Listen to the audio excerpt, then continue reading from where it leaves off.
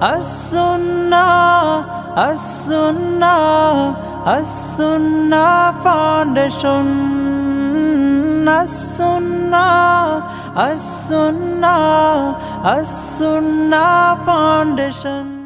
আসসালামু আলাইকুম ওয়া রাহমাতুল্লাহি ওয়া বারাকাতুহু। আলহামদুলিল্লাহ ওয়াসসালাতু ওয়াসসালামু আলা রাসূলিল্লাহ বাদ। সুপ্রিয় দর্শক শ্রোতা ভাই বোন, দেশ কিংবা প্রবাস যে যেখান থেকে দেখছেন, আপনাদের সকলকে সাদর আমন্ত্রণ জানাচ্ছি আস-সুন্নাহ ফাউন্ডেশন স্টুডিও থেকে। আপনারা দেখছেন আস-সুন্নাহ ফাউন্ডেশন আয়োজিত সাপ্তাহিক প্রশ্নোত্তরমূলক অনুষ্ঠান শরঈ সমাধানের রেকর্ডেড পর্ব। আজ আমরা যেই পর্বটিতে আপনাদের সামনে উপস্থিত হয়েছে সেটি হলো আমাদের 254তম পর্ব। অন্যান্য দিনের মতো আজও ইনশাআল্লাহ তাআলা ঘণ্টা ব্যাপী আপনাদের প্রশ্ন উত্তর দেওয়ার চেষ্টা করব কোরআন এবং হাদিসের আলোকে। ওমা তৌফিক ইল্লা বিল্লাহ। আপনার যে কোনো জীবন ঘনিষ্ঠ জিজ্ঞাসা এই পোস্টের মন্তব্যের ঘরে লিখুন, আমরা ইনশাআল্লাহ আপনার প্রশ্ন উত্তর দেওয়ার আপ্রাণ চেষ্টা অব্যাহত রাখব। প্রিয় দর্শক, আস-সুন্নাহ ফাউন্ডেশনের কোনো আপডেট থেকে থাকলে সাধারণত আমরা আপনাদেরকে শুরুতে জানিয়ে থাকি। তারই ধারাবাহিকতায় আমরা আপনাদেরকে জানাতে চাই, বন্যা কবলিত ফেনীতে আমরা একটি বাঁধ নির্মাণের কাজ শুরু করেছি। সংশ্লিষ্ট বিষয়ে এক্সপার্টদের পরামর্শক্রমে সেটি আলহামদুলিল্লাহ কাজ সমাপ্তির দিকে। সেই সাথে আমাদের ইফতার বিতরণ কার্যক্রম যেটি দেশব্যাপী হয়ে থাকে প্রতি বছর, সেটি এবছরও শুরু হতে যাচ্ছে এবং এবছর আমরা প্রথমবারের মতো আমাদের আফতাবনগরে আস-সুন্নাহ ফাউন্ডেশনের কার্যালয়ে যারা ইফতার সামগ্রী কিনে দিতে চান সেগুলোকে আমরা রিসিভ করছি। এর বাইরে প্যাকেজ এর ঘোষণা আমরা দিচ্ছি, সেই প্যাকেজ এর মূল্য পরিশোধ করলে আমরা আপনাদের তরফ থেকে রোজাদারদের কাছে দেশব্যাপী ইনশাআল্লাহ ইফতার পৌঁছে দেব। এই প্রজেক্টে আপনাদের সামিল হওয়ার সুযোগ আছে, যাদের সুযোগ আছে, তৌফিক আছে, তারা সামিল হওয়ার চেষ্টা করি। আল্লাহ আমাদেরকে তৌফিক দান করুন। প্রিয় দর্শক, চলুন আমরা আর বিলম্ব না করে যে সমস্ত প্রশ্ন ইতিমধ্যে চলে আসছে আমরা সেগুলোর উত্তর দেওয়ার পালায় প্রবেশ করি। আমি দেখতে পাচ্ছি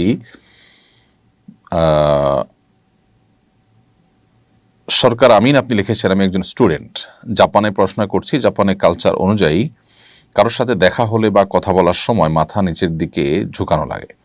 বিশেষ করে পার্ট টাইম জব করার সময় কাস্টমারের সাথে এভাবে কথা বলা বাধ্যতামূলক। মুসলিম হিসাবে আমাদের করণীয় কি? ভাই সরকার আমিন, প্রথম কথা হলো যে নবী করিম সাল্লাল্লাহু আলাইহি সাল্লাম থেকে সুস্পষ্টভাবে এই সম্পর্কে আমরা নির্দেশনা পাই। তিনি বলেছেন তোমরা সালাম দিবে কিন্তু মাথা নোয়াবে না। মাথা নোয়াতে তিনি নিষেধ করেছেন। এখন জাপানিজ এবং কোরিয়ানদের যে কালচার আছে, পৃথিবীর অনেক এলাকাতে আছে, যে মানুষকে অভিবাদন জানাতে গেলে, শ্রদ্ধা জানাতে গিয়ে মাথা ঝুঁকিয়ে থাকেন। তো এইভাবে মাথা ঝুঁকানোকে মাকরুহ বলেছেন উলামা ইকরাম। এর ফলে ঈমান চলে যাওয়া বা শিরক হয়ে যাওয়া বা বড় গুনাহ কাবিরা গুনাহ হওয়ার মতো কোনো ব্যাপার ঘটবে না, তবে একটি মাকরুহ বা অনুচিত একটি কাজ করা হবে। একান্ত নিরূপ অবস্থায় কেউ করলে এটি আশা করা যায় আল্লাহ তাআলা তাকে মাফ করবেন। তবে ধীরে ধীরে নিজের সীমাবদ্ধতার জায়গাটা, সেই জায়গা মানুষদেরকে বোঝানো দরকার যে আমার ধর্মীয় কারণে আমি তোমাকে রেসপেক্ট করি, সেটা অন্যভাবে মুচকি হাসি দিয়ে তার কাজটাকে সিরিয়াসনেসের সাথে করার মাধ্যমে কাস্টমারকে অন্য কোনোভাবে খুশি করে আমি চেষ্টা করবো তাকে কনভিন্স করার, কিন্তু সেই সাথে আমার যে সীমাবদ্ধতার জায়গাটা আছে সেটা তাকে বোঝানোর চেষ্টা করব। এটা হবে সবচাইতে উপযুক্ত এবং আমাদের মূল করণীয়। তার পাশাপাশি যদি এমন হয় যে আমি সেরকম একটা পরিবেশ পেতে সময় লাগবে, তাহলে আপাতত এটি আপনি করছেন, কিন্তু আপনি সেই সাথে এটাও জানেন যে হাদিসে এটি নিষেধ। তবে নিষেধাজ্ঞাটা হারাম বা শিরক পর্যায়ের না, এটা মাকরুহ পর্যায়ের। আমরা অনেক প্রবাসী ভাইদের কথা জানি, জাপান বা কোরিয়ার, যারা তাদের সেখানকার মালিক বা উপরস্থ কর্তা ব্যক্তিদেরকে তারা বুঝিয়েছেন তাদের সীমাবদ্ধতার জায়গাটা। তো তারা অন্যভাবে একটু মাথা নোয়ান, একটু মাথা ঝোঁকান, কিন্তু অন্যদের মতো অতটা ভেঙে পড়েন না। এর মাধ্যমে তারা বোঝানোর চেষ্টা করেন যে আমরা আসলে ধর্মীয় কারণে তোমাকে আমি এটা করতে পারছি না, কিন্তু শ্রদ্ধায় কোনো কমতি নেই, শ্রদ্ধা প্রকাশের সকল পন্থা আমি অবলম্বন করছি। তো আপনি সম্ভব হলে সেই দিকে আপনি যাবেন এবং সম্ভব যেন হয় সেই চেষ্টা আপনার করতে হবে। তবে আপাতত আপনি এটা করলে যে আপনার বড় গুনাহ হবে তা নয়। প্রয়োজনে এ ধরনের জবের বাইরে আর কোন জব আছে যেখানে আপনাকে এরকম কাস্টমারের সাথে মাথা নুইয়ে আপনাকে শ্রদ্ধা জ্ঞাপন করতে হয় না? অফিস আদালতে নিজস্ব পরিসরে কলিগদেরকে বোঝায় নিলে তারা বুঝে যান এবং দেখা যায় যে তাদের সাথে সব সময় উঠা বসা হওয়ার ফলে আপনার সীমাবদ্ধ জায়গাটা বুঝবেন। কাস্টমার তো প্রতিদিন নিত্য নতুন আসেন, তাদেরকে বোঝানোটা কঠিন হয়। তো খোলাসা কথা হলো, এটি হারাম বা কবিরা গুনাহ না হলেও মাকরুহ হবে। অ্যাভয়েড করার বুদ্ধি এবং উপায় আমাদের বের করা উচিত। এই জন্যই আসলে অমুসলিম প্রধান দেশে বা ভূখণ্ডে থাকলে আমাদের দিনের অনেক বিষয়ে কম্প্রোমাইজ করতে হয় অনেক বেশি। আল্লাহ তাআলা আমাদেরকে হেদায়েতের উপরে তাকওয়ার উপর টিকে থাকার তৌফিক দান করুন। এরপরে প্রশ্ন হলো, উপদেষ্টা ফরিদা আক্তার বলেছেন ভ্যালেন্টাইন ডে আমাদের সংস্কৃতি নয়, তিনি দিবসটি পালন না করার আহ্বান জানিয়েছেন। এই দিবসটি সম্পর্কে ইসলামিক দৃষ্টিকোণে আপনার মন্তব্য জানতে চাই।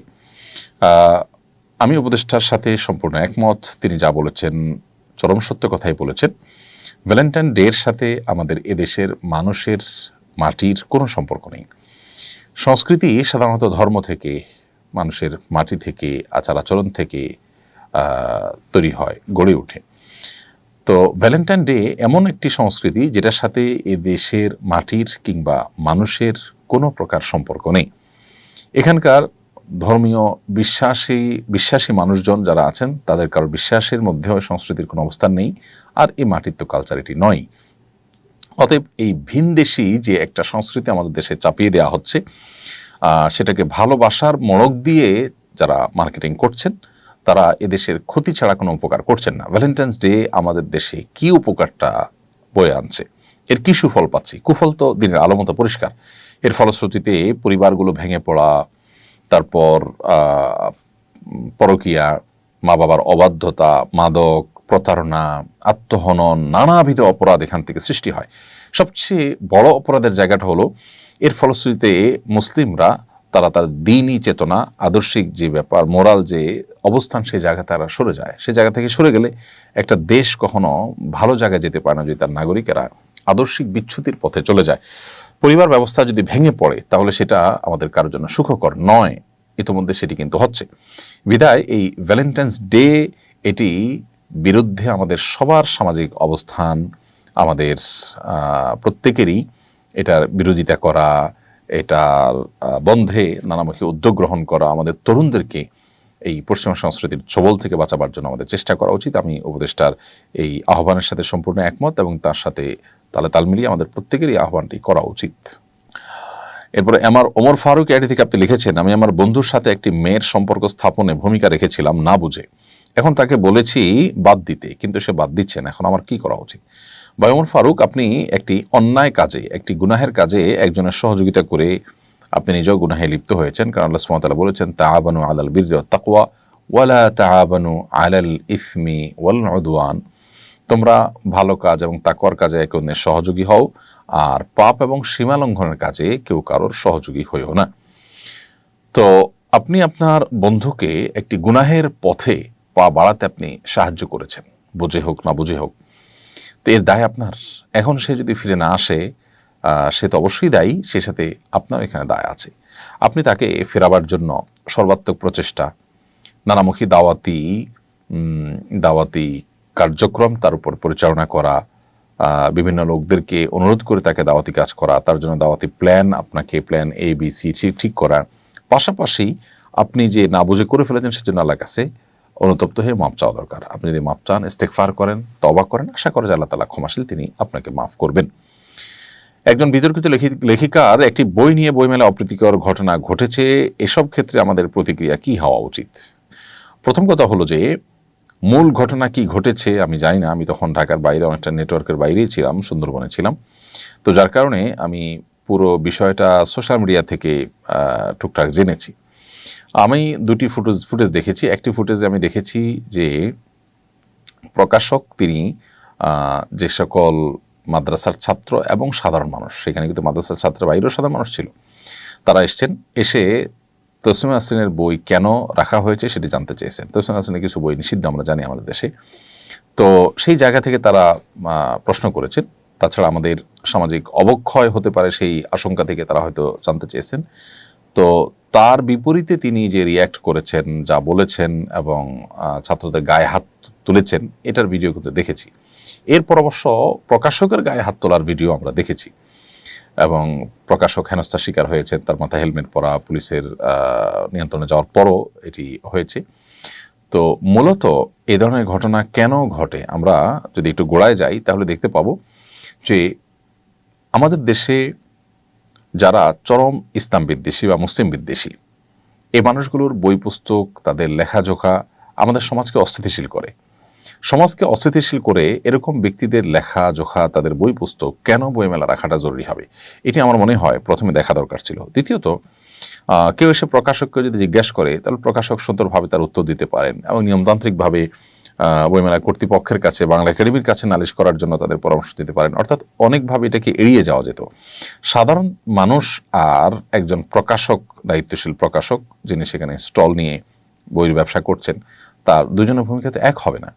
তার জায়গা থেকে তিনি যদি এটাকে মিনিমাইজ করার চেষ্টা করতেন বা বিনয়ের সাথে এটাকে ডিল করার চেষ্টা করতেন, তারপরেও ছেলেরা চড়াও হতো, তাহলে এখানে এক চিঠি আমি ছেলেদের পরে দোষারোপ করতে পারতাম। কিন্তু সেটা হয়নি, বরং এখানে দেখেছি আমরা দ্বিপাক্ষিক আপনার হাতাহাতি ঘটনা ঘটেছে এবং শুরুটা করেছে প্রকাশক, আমি যতটুকু দেখেছি ভিডিওতে। যাই হোক, সবচেয়ে বড় কথা হলো যে এখানে এই বই রাখা হয়েছে, স্টল দেওয়া হয়েছে, এটা নিশ্চয়ই বাংলা একাডেমি কর্তৃপক্ষ জানেন। বাংলাদেশে আমরা জানি যে ফ্যাসিস্টদের দোসররা তারা বিভিন্ন জায়গায় রন্ধ্রে রন্ধ্রে তারা বসে আছে এবং তারা ইচ্ছাকৃত এসব ঝামেলাগুলো পাকাবার জন্য নানান ইস্যু তারা তৈরি করছে। তো এই বিষয়গুলো সরকারকে এবং সংশ্লিষ্ট মহলকে সর্বোচ্চ সতর্ক থেকে মোকাবিলা করতে হবে। তাহলে সেক্ষেত্রে সমস্যার আগেই সমস্যার পথ বন্ধ হবে। সমস্যা হলে তারপর আমরা সমাধান কি করবো সে নিয়ে চিন্তা করলাম, কিন্তু সমস্যাটা বন্ধ করার আগে থেকে বন্ধ রাখার সুযোগ আমাদের হাতে আছে। আমার মনে হয় সেই জিনিসটা খেয়াল করা দরকার। আর দায়িত্বশীল জায়গা থেকে এই ঘটনার আদ্য প্রান্ত ভালো করে জেনে তারপরে আমাদের মন্তব্য করা উচিত। এবং মাদ্রাসা শিক্ষার্থীদেরকে আমি বলবো যে তাদেরও নাহি আনিল মুনকার বা অসৎ কাজে বাধা প্রদানের এই কাজটি করতে গেলে হিকমার সাথে করতে হবে, বুদ্ধিমত্তার সাথে করতে হবে, কোথায় কতটুকু করা যাবে, কোথায় কোন অ্যাপ্রোচে কোন উপায়ে করতে হবে, এইটুকু সেন্স থাকতে হবে এবং সেই সাথে বিদগ্ধ বিচক্ষণ আলেমদের তত্ত্বাবধানে পরামর্শ নিয়ে কাজ করতে হবে। আমি জানি না মাদ্রাসার ছাত্র কিংবা সাধারণ ভাইরা যারা করেছেন এখানে কোনো আলেমের পরামর্শ নিয়েছেন কিনা, যেহেতু একটা দিনী বিষয়, দিনী চেতনা থেকে তারা করেছেন।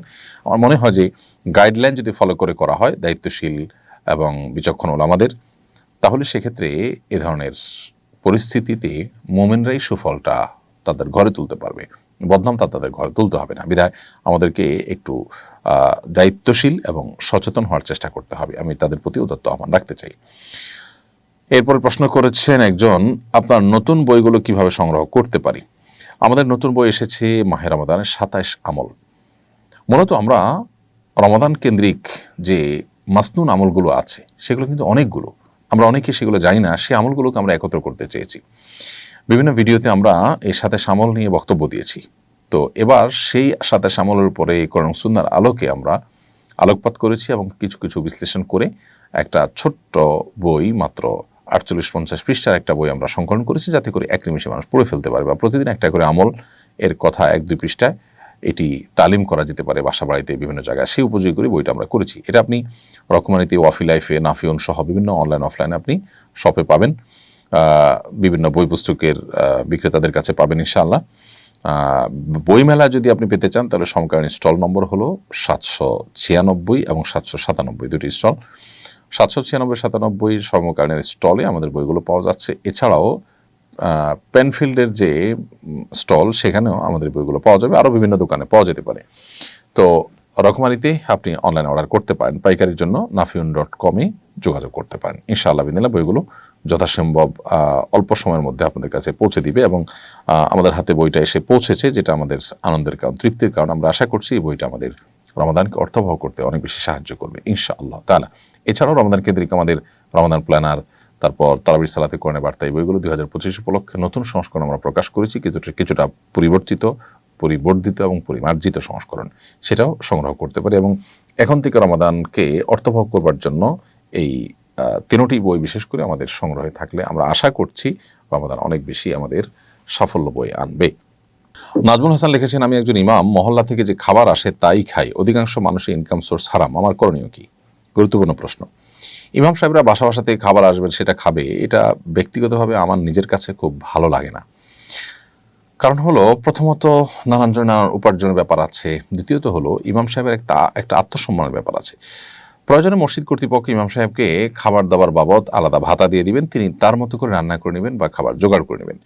বাসা বাসা থেকে খাবার আসবে, এটা দেখতে ভালো দেখা যায় না। একটা সময় হয়তো এত অ্যাক্সেস ছিল না, মানুষ তখন এগুলোর উপর নির্ভর করেছে, এখন আলহামদুলিল্লাহ বহু সুযোগ আছে। সো ইমাম সাহেবদের এই উপায় থেকে, এই পদ্ধতি থেকে তাদের বের হয়ে আসা উচিত এবং মসজিদ কর্তৃপক্ষেরও সেখানে সহযোগিতাপূর্ণ মানসিকতা থাকতে হবে। মূল প্রশ্নের উত্তর যদি আমরা আসি যে বেশিরভাগ মানুষের ইনকাম সোর্স হারাম, আপনার খাবার যে ইমাম হিসাবে আপনার খাবার যে বাসাগুলোতে আছে তাদের শুধু হারাম উপার্জনই আছে, কোনো হালাল উপার্জন নেই, এটা যদি আপনি জানতে পারেন তাহলে তাদের বাসার কোনো কিছু আপনার জন্য খাওয়া হালাল হবে না।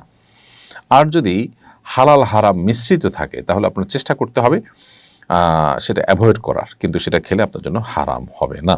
এই জন্য যে বাসাগুলোতে খাবার আছে সে বাসাগুলো ঠিক কোন ক্যাটাগরি তাদের উপার্জনটা সেটা আপনাকে বের করতে হবে, তারপর আপনি ডিসিশন আসতে সহজ হবে। আপনি কি এবছর বইমেলা আসবেন? বইমেলা সম্পর্কে আমরা মন্তব্য জানতে চাই। প্রিয় দর্শক, বইমেলা এবছর আসার সুযোগ হওয়ার সম্ভাবনা খুবই ক্ষীণ। খুবই ব্যস্ত শিডিউলের মধ্যে আমাকে থাকতে হচ্ছে এই বছর। তারপরও যদি আসতে পারি ইনশাআল্লাহ আমি চেষ্টা করব স্টলগুলো ঘুরে দেখা এবং কিছুটা হলেও জানান দেওয়া। আর বইমেলা আলহামদুলিল্লাহ আমাদের যাওয়া উচিত এবং বই কেনা উচিত, বই পড়া উচিত। যত বেশি আমরা বই পড়ব তত বেশি সমৃদ্ধ হব এবং আমাদের বইয়ের বাকেটে যেন কোরআনের কোনো ব্যাখ্যা গ্রন্থ, নবী সাল্লাল্লাহু আলাইহি ওয়াসাল্লামের কোনো হাদিসের কোনো ব্যাখ্যা গ্রন্থ কিংবা কোরআন ও সুন্নাহর আলোকে রচিত কোনো বই পুস্তক যেটা আমাকে আলোর পথ দেখাবে, যেটা আমাকে জান্নাতের পথ দেখাবে, সেরকম বই পুস্তক যেন থাকে। আজকাল আলহামদুলিল্লাহ আমাদের অনেক উদীয়মান তরুণ আলেম, এমনকি গায়রে আলেম, অনেকগুলো বই বের হয়েছে যে বইগুলো বেশ মানুষকে প্রেরণা দেয়, যে বইগুলো মানুষকে নাড়া দেয়, যেগুলো আধুনিক সময়ের যে আমাদের তরুণদের নিড আছে সেটাকে ফিল আপ করে। তো এই সমস্ত বইগুলো কেনার জন্য আমি আপনাদেরকে উদাত্ত আহ্বান করছি। জাহাঙ্গীর ফয়েজ আপনি লিখেছেন, এআই দিয়ে প্রাণীর ইমেজ ক্রিয়েট করা যায় আছে কিনা? এআই দিয়ে সম্পূর্ণ একজন মানুষের মতো ইমেজ ক্রিয়েট করার একটা ব্যাপার এখন আমরা দেখছি। সাধারণত যেই কারণে নবী করিম সাল্লাল্লাহু আলাইহি সাল্লাম ছবি অঙ্কন করতে নিষেধ করেছেন, এখানে সেই কারণটা অনেকখানি বিদ্যমান। এবং মানুষ যে হাতে অঙ্কন করে আরেকটা প্রাণীর ছবি বা ভাস্কর্য, এই এআই দিয়ে তৈরি করাটা অনেকটা সেরকমই। তো সেই কারণে এটাও হারাম হওয়াটাই হলো আপনার কোরআন ও সুন্নাহর সাধারণ যে আপনার ডিমান্ড সেটা। তারপরও আমরা এই বিষয়ে আশা করব যে বিদগ্ধ বিচক্ষণ দেশি কিংবা বিদেশি বিভিন্ন স্কলারগণ আছেন, সিনিয়র উলামা ইকরাম আছেন, তাদের আরও ডিটেইল ফতোয়া নিয়ে ইনশাআল্লাহ আপনাদেরকে আমরা জানানোর চেষ্টা করব। সৌদি আরবে অনুষ্ঠিত আন্তর্জাতিক হিফজুল কোরআন প্রতিযোগিতায় বাংলাদেশ নৌবাহিনীর 2 জন সদস্য রৌপ্য জয় করেছেন। এই প্রতিযোগিতায় 32টি দেশের প্রায় 200 নাগরিক অংশ নিয়েছেন। এরপরে কিছু বলবেন আশা করি। আলহামদুলিল্লাহ, এটি আমাদের আরেকটি অর্জন এবং আরেকটি আনন্দের সংবাদ। বাংলাদেশে ইতিপূর্বেই আন্তর্জাতিক বিভিন্ন হিফজুল কোরআন বা কেরাত কম্পিটিশনে বাংলাদেশের মাদ্রাসার ছাত্রদের, হিফজের ছাত্রদের, কোমলমতি শিশুদের তাদের বিভিন্ন অর্জনের কথা আমরা দেখেছি, জেনেছি যে তারা অনেকগুলো দেশকে পেছনে ফেলে তারা চ্যাম্পিয়নের মুকুট তারা নিয়ে এসেছেন বাংলাদেশে। এটি আমাদের জন্য অনেক বড় গৌরবের বিষয়। আলহামদুলিল্লাহ, আমাদের নতুন একটি গৌরবের সূত্র বা ইস্যু আমরা পেলাম যে মাদ্রাসার ছাত্রদেরকে ছাপিয়েও আলহামদুলিল্লাহ নৌবাহিনীর 2 জন সদস্য একই কাজ করেছেন। আমি সেজন্য নৌবাহিনীর সদস্যদেরকে অন্তরস্থল থেকে অভিনন্দন জানাই এবং সেই সাথে শুকরিয়া জানাই আল্লাহ তাআলার কাছে যে আল্লাহ তাআলা আমাদের সেনানৌ এবং বাহিনীতে অনেক ভাইরা আছেন যারা দিনকে ভালোভাবে চর্চা করার চেষ্টা করেন এবং বাহিনীগুলো আমাদের দেশের নিরাপত্তা, আমাদের ভূখণ্ডের নিরাপত্তার পাশাপাশি তারা নিজেদের মধ্যে নীতিনৈতিকতার যে চর্চা তারা করছেন, এটার সুফল আমরা পাবো, তারাও পাবেন ইনশাআল্লাহ তাআলা। নিশ্চয়ই তাদের এই দ্বীনি চেতনা, তাদের যে পেশাগত দায়িত্ব সেটা পালন করতে আরও বেশি তাদেরকে উদ্বুদ্ধ করবে এবং তাদের লক্ষ্য পানে এগিয়ে যেতে আরও বেশি সাহায্য করবে ইনশাআল্লাহ বিদিনিল্লাহ। একজন ইমানদার, আল্লাহর প্রতি বিশ্বাসী, জান্নাতে প্রত্যাশী যখন হবেন তখন তার জীবন বাজি রেখে যেখানে চ্যালেঞ্জ মোকাবেলা করা অনেক সহজ হয়। তো আমি আবার অভিনন্দন জানাচ্ছি নৌবাহিনীর এই 2 জন সদস্য ভাইয়ের প্রতি এবং অন্যান্য সদস্য ভাইরা যারা আছেন বা অফিসাররা যারা আছেন তাদেরকে আমরা বলবো, আসলে এজ এ মুসলিম আমরা কোরআনকে জানার চেষ্টা করি, কোরআনকে বোঝার চেষ্টা করি, কোরআন সুন্নাহর আলোকে জীবনকে আলোকিত করি এবং সাজাবার চেষ্টা করি। আল্লাহ আমাদেরকে প্রত্যেককে আমাদের জীবনে কোরআন সুন্নাহর রিফ্লেক্ট যেন হয় সেজন্য আমাদেরকে সেভাবে কাজ করার তৌফিক দান করুন। নূর মোহাম্মদ আপনি লিখেছেন, আমি যখন 4র্থ শ্রেণীতে পড়ি তখন হুজুরের মায়ের ভয়ে না বুঝে কোরআন ধরে মিথ্যা কথা বলেছিলাম। তখন আমি ছোট ছিলাম, তেমন কিছুই বুঝতাম না, এখন করণীয় কি? নূর মোহাম্মদ, ছোট অবস্থাতে না বুঝে যদি আপনি এটি করে থাকেন এর জন্য আশা করা যায় আল্লাহ তাআলার কাছ থেকে আপনি নিষ্কৃতি পাবেন, নাজাত পাবেন, কারণ আপনার তখনও প্রাপ্তবয়স্ক হওয়ার কথা নয়। যেহেতু আপনি প্রাপ্তবয়স্ক হননি, অতএব আপনার তখনকার কোনো গুনাহ আপনার আমলনামায় লেখা হবে না। তবে অবশ্যই আপনার এখন থেকে সংকল্প থাকা উচিত যে এই ধরনের ভুল যেন আমার আর না হয়। মিথ্যা কথা বলা আল্লাহ তার কাছে জঘন্য অপরাধ, সেখানে আল্লাহর কালামকে ধরে মিথ্যা কথা বলা সন্দেহাতীতভাবে সেটার মধ্যে মাত্রা আরও যোগ করে। তবে আপনি যেহেতু শৈশবে ছিলেন, আশা করা যায় আল্লাহ তাআলার কাছে এর জন্য আপনার কোনো পাকড়াও হবে না।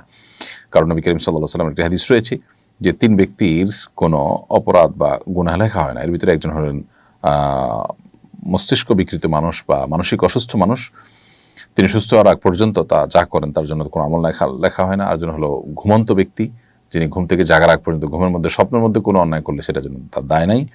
আর একজন হলেন শিশু, প্রাপ্তবয়স্ক হওয়া বা বালেগ হওয়ার আগ পর্যন্ত কোনো গুনাহ করলে বা কোনো পাপ করলে তার জন্য আল্লাহর কাছে কোনো জবাবদিহিতা নেই। এনামুল হাসান, আপনি দেখেছেন আমার ছোট ভাই বাবা মায়ের অনুমতি ছাড়া বিয়ে করে বাসা থেকে চলে যায়। এরপর থেকে বাবা ওর সাথে কথা বলে না।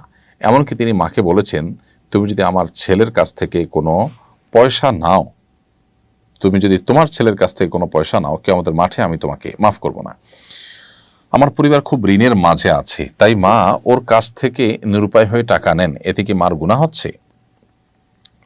ভাই এনামুল হাসান, আপনার ছোট ভাই অন্যায় করেছেন, মা বাবাকে না জেনে বিয়ে করেছেন, কিন্তু যদি সে একেবারে অজায়গায় না যায়, আপনাদের সাথে সামঞ্জস্যপূর্ণ হয়, এরকম জায়গায় যায় এবং দিনদারিতা মেয়ের ভেতরে এটা দেখে, মেয়ের পরিবারের মধ্যে এটা দেখে সে বিয়ে শাদী করে থাকে, বা একেবারে খুব বেশি যেটাকে বলে অস্বাভাবিক অসামঞ্জস্যপূর্ণ কোনো কাজ না করে থাকে, তাহলে তার এটাকে মেনে নেওয়া উচিত আপনাদের, এবং যেটা করে ফেলেছে সে সেটাকে সন্তুষ্ট চিত্তে আপনারা গ্রহণ করা উচিত। অন্তত অ্যাটলিস্ট জেনা তো হচ্ছে না, গুনাহ তো করছে না, সেই জায়গা থেকে আপনার বাবাকেও বোঝানো উচিত। আর আপনার বাবা যে আপনার মাকে বলেছেন যে ছেলে থেকে টাকা এনে কি আমাদের মাফ করবেন না, এটা রাগের কারণে বলেছেন। আপনার বাবাকে বোঝানো উচিত এই অবস্থান থেকে তিনি যেন সরে আসেন, এটাই হলো মূল সমাধানের পথ। এর বাইরে আপনার মা অবশ্য স্বামী নির্দেশ অমান্য করে সন্তানের কাছ থেকে টাকা নেওয়া উচিত না। সেক্ষেত্রে আপনার মা এবং আপনার বাবাকে কনভিন্স করবেন, বোঝাবেন, আল্লাহর ভয় দেখাবেন যে মানুষকে ক্ষমা করলে আল্লাহ তাকে ক্ষমা করেন, তাকে বোঝাবেন। আর না হলে আপনার মা তিনি সন্তানের কাছ থেকে অর্থাৎ ছেলের কাছ থেকে আর টাকা নেবেন না। যেহেতু স্বামী নিষেধ করেছেন, তার সেই নিষেধাজ্ঞাটা মেনে চলা তার জন্য জরুরি। একান্ত নিরুপায় হয়ে গেছেন, তখন জীবন রক্ষার প্রয়োজন হলে ভিন্নতা। সাধারণত সেরকম সিচুয়েশন হয় না। স্বামী আছেন, স্বামী নিশ্চয়ই দেখভাল করছেন, ভরণ পোষণ দিচ্ছেন, এবং আপনার আরও সন্তান আছে। এই জন্য এই আপনার মায়ের জন্য স্বামীর নির্দেশ লঙ্ঘন করে ছেলের কাছ থেকে টাকা নেওয়া উচিত হবে না। তবে মায়ের টাকা নেওয়া বন্ধ করার চাইতে বাবার অবস্থানটাকে পরিবর্তন করাটা বেশি গুরুত্বপূর্ণ। কারণ আত্মীয় স্বজনের সাথে, রক্ত সম্পর্কে কারোর সাথে এভাবে দূরত্ব তৈরি হয়ে থাকুক, এভাবে ডিভাইডেশন থাকুক, পার্থক্য থাকুক, ইসলাম সেটা চায় না। এটা আমাদের ঈমান আমলকে ক্ষতিগ্রস্ত করে। সেই জন্য বাবাকে তার অবস্থান থেকে একটু সরিয়ে আনা বা অবনমন করানোর চেষ্টা করা দরকার। শরীফা মিতা, আপনি লিখেছেন আমার স্ত্রীর জন্মদিন ও বিবাহ বার্ষিকী ঘটা করে পালন না করলে সে রাগ করে, এক্ষেত্রে আমার করণীয় কি? শরীফ মিতা, আপনার প্রশ্নের উত্তরে আমরা বলতে চাই যে স্ত্রী যদি তার জন্মবার্ষিকী বা বিবার্ষিকী না পালন করলে দিয়ে নাখোশ হন, তাহলে তাকে আসলে বোঝানো দরকার।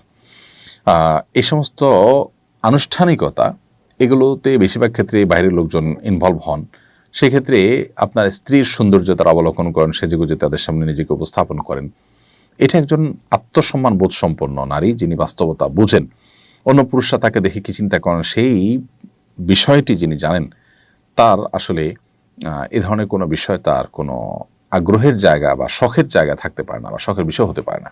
সেজন্য আপনার স্ত্রীকে আপনার বোঝানো দরকার। সেই সাথে জন্মদিনের সাথে ধর্মবিশ্বাসের একটা বিরাট সম্পর্ক আছে, জন্মদিন উদযাপনের সাথে, তো সেটা তাকে বোঝানো দরকার। যদি একান্ত আপনি না বোঝাতে পারেন, সেক্ষেত্রে আপনি স্ত্রীর এই রাগের কাছে মাথা নত করে আপনি এই কাজগুলো করতে বাধ্য নন। তিনি রাগ করে থাকতে পারেন, অন্য কোনোভাবে আপনি তাকে কনভিন্স করবেন, তারপরে আপনি আপনার অবস্থানে অটল থাকবেন। তবে চেষ্টা করবেন তাকে বুঝিয়ে আপনার যে অপারগতার জায়গাটা সেটা তাকে বোঝানো এবং সে জায়গা নিয়ে আসা। এক অভিনেত্রীকে তার ভাই তাদের বাবার সম্পত্তিতে সমান অংশ দিয়েছেন। সাম্প্রতিক সময় বিষয়টাকে বিভিন্ন মিডিয়া ভালো উদাহরণ হিসাবে পেশ করছেন। বিষয়টা কিভাবে দেখছেন? দেখুন, অনেক চমকপ্রদ বিষয় আছে যেগুলো দেখতে বেশ সুন্দর, কিন্তু বাস্তবতা বিবর্জিত। বাবার সম্পদে সন্তান হিসাবে ছেলেকে যতটুকু শরীয়ত দিয়েছে, মেয়েকে তার কম দিয়েছে, অর্ধেক দিয়েছে। এখানে সন্তানকে সমান হারে শরীয়ত দেয়নি, কারণ শরীয়ত ন্যায্য অধিকার দিতে চেয়েছে। সমান আর ন্যায্য দেওয়া দুটো এক জিনিস না।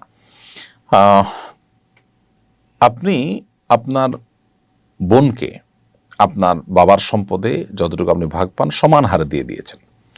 এই দিয়ে দেওয়াটা যদি আপনার পক্ষ থেকে স্বেচ্ছায় হয়, সমান কেন, আপনি পুরাটুকু দিয়ে দেন যে আমি নেবই না, সেটা তো ভালো। যদি বোন অভাবী হয় আপনি দিলেন, শরীয়ত নিষেধ করে না। কিন্তু আপনি যদি মনে করেন যে এটা তার প্রাপ্য, এটা তার অধিকার এবং তাকে এটা দেওয়া উচিত, আমি না দিলে জুলুম করব, তাহলে সেক্ষেত্রে আপনার ইমান নিয়ে টানাটানি দেখা দিবে। কারণ বাবা মায়ের সম্পদে তার জন্য শরীয়ত আপনার সমান অংশ রাখে নাই। কেন রাখে নাই? আপনি আপনার স্ত্রীর ভরণ পোষণ করতে বাধ্য, আপনার বোন তার নিজের ভরণ পোষণ এর দায়ভার বহন করতে তিনি বাধ্য নন। শরীয়ত যার খরচ যত বেশি আছে তাকে বেশি বেশি দিতে বলেছে, যার খরচ কম বা খরচ নাই টোটালি তাকে কম দিতে বলেছে। এখানে এই কম দেওয়াটা এটা অবিচার নয়, বৈষম্য নয়, ন্যায্যতা, যেখানে যতটুকু প্রয়োজন। যাদের ফ্যামিলি ব্যবস্থাপনার প্রতি অ্যালার্জি আছে, যারা চায় মানব সভ্যতাই পৃথিবীতে সংকটের মধ্যে পড়ুক, ফ্যামিলি ব্যবস্থাপনা ভেঙে পড়ুক, মানুষের জন্মের হার কমে যাক, তারা মূলত এটাকে প্রমোশন করে। কারণ এর মধ্য দিয়ে একজন নারী তিনি পুরুষের সমান সমান পরিবারে অংশগ্রহণ করবেন অর্থনৈতিকভাবে, এবং এর মাধ্যমে স্বামী স্ত্রীর মধ্যকার এমনি সম্পর্ক ঠুনকো হয়ে যাচ্ছে আমাদের সমাজে, সেটা আরও ঠুনকো হবে। আমরা দেখি পৃথিবীর উন্নত দেশগুলোতে কি অবস্থা হয়ে গেছে পরিবার ব্যবস্থাগুলো, সবাই যার যার জায়গায় অতি স্বাধীনতা এটা ভোগ করার ফলে যেটা হয়েছে যে তাদের মধ্যে দাম্পত্য জীবনের সুখ, তারপরে তাদের পরস্পরের প্রতি ভালোবাসা এবং সন্তান গ্রহণ করা, একটা সুন্দর সংসার গড়ে তোলা, এগুলোর প্রয়োজনে তারা অনুভব করে না। প্রত্যেকে যার যার নিজেকে স্বয়ংসম্পূর্ণ মনে করে এবং তিনি তথাকথিত লাইফকে এনজয় করার নামে এগুলো করেন, যদিও প্রকৃত এনজয় হয় পারিবারিক ব্যবস্থাপনার মাধ্যমে। সেজন্য অভিনেত্রীর ভাই তাকে বাবার সম্পত্তিতে সমান দিয়ে তিনি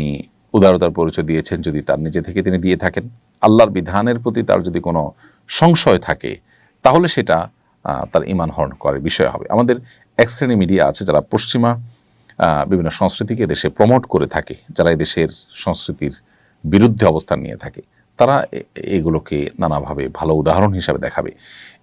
এর চাইতে হাজারটা ভালো উদাহরণ আমাদের সমাজে আছে, সেটা কিন্তু তারা দেখবেন যে অবলীলায় এড়িয়ে যান। তারা একটা নির্দিষ্ট এজেন্ডা বাস্তবায়ন করার জন্য মূলত এই প্রক্রিয়াটা অবলম্বন করেন। আল্লাহ তাআলা আমাদেরকে তাদের সমস্ত ষড়যন্ত্র থেকে হেফাজতে রাখুন। এমনি রাসেল লিখেছেন যে নারীরা কথায় কথা অভিশাপ দেয়, তার বিধান কি? তাদের দোয়া কি কবুল হবে?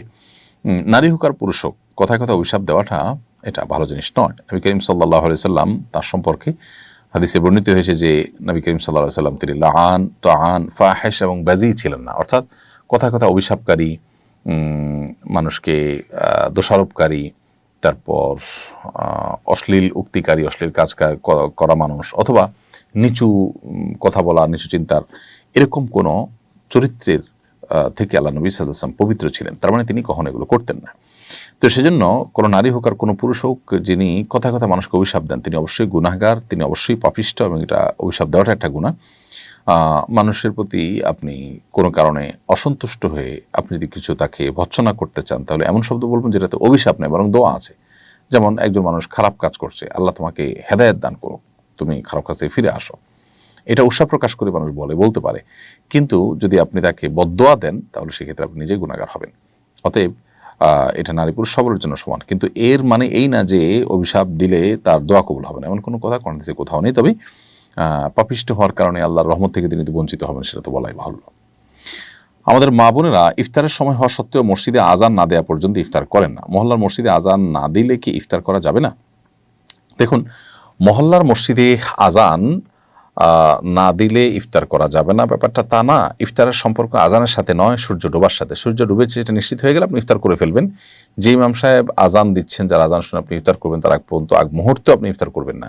ওই মুয়াজ্জিন সাহেব বা ইমাম সাহেব নিজে তো আগে সূর্য ডোবার পরে কিছু মুখে দিয়ে তারপর আজান দেন, তাহলে আপনার আগে তিনি ইফতার করেছেন, আপনি কেন ইফতার পরে করবেন? নবী করিম সাল্লাল্লাহু আলাইহি ওয়াসাল্লাম বলেছেন, এই উম্মত ততদিন পর্যন্ত কল্যাণের মধ্যে থাকবে মা আজ্জাল ফুতুর ও আখারুস সুহুর, যতদিন তারা ইফতার তাড়াতাড়ি করবে এবং সাহারি দেরিতে করবে, ততদিন পর্যন্ত তারা কল্যাণের মধ্যে থাকবে। বিধায় সময় হওয়ার পর ইফতার তাড়াতাড়ি করে ফেলা উচিত, বিলম্ব করা উচিত না, নামাজ আজানের জন্য অপেক্ষা করা উচিত না, যদি সূর্য ডোবাটা নিশ্চিত হয়ে যায়। এরপর হিসাম লিখেছেন, ছোট বাচ্চাকে গোসল করিয়ে ব্যবহৃত পানি টয়লেটের কমোডে ফেললে কি বাচ্চার কোনো ক্ষতি হবে?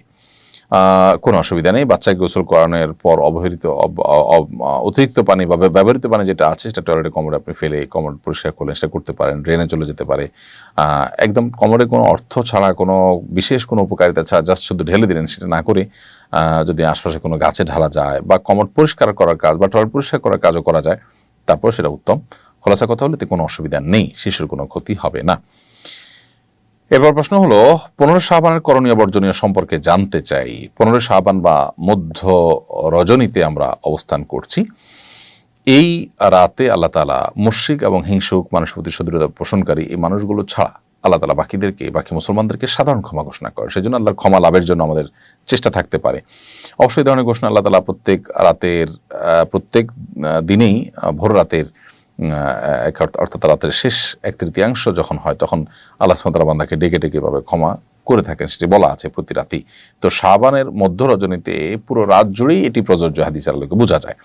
কিন্তু এরাতে ভাগ্য নির্ধারণ করা হয়, এরাতে হালুয়া রুটি খাওয়া উত্তম বা সওয়াবের কাজ, কিংবা এরাতে মসজিদে সমবেত হয়ে জিকির আজকার, সম্মিলিতভাবে দোয়া, অথবা এর জন্য বিশেষ কোনো আয়োজন করতে হবে, আলোকসজ্জা করতে হবে মসজিদগুলোতে, গোসল করতে হবে, কবরস্থান জিয়ারত করতে হবে, এরকম আরও নানাবিধ ধারণা আমাদের সমাজে আছে, যার কোনোটি আসলে কোনো হাদিস, বিশুদ্ধ কোনো হাদিস দ্বারা সাব্যস্ত নয়।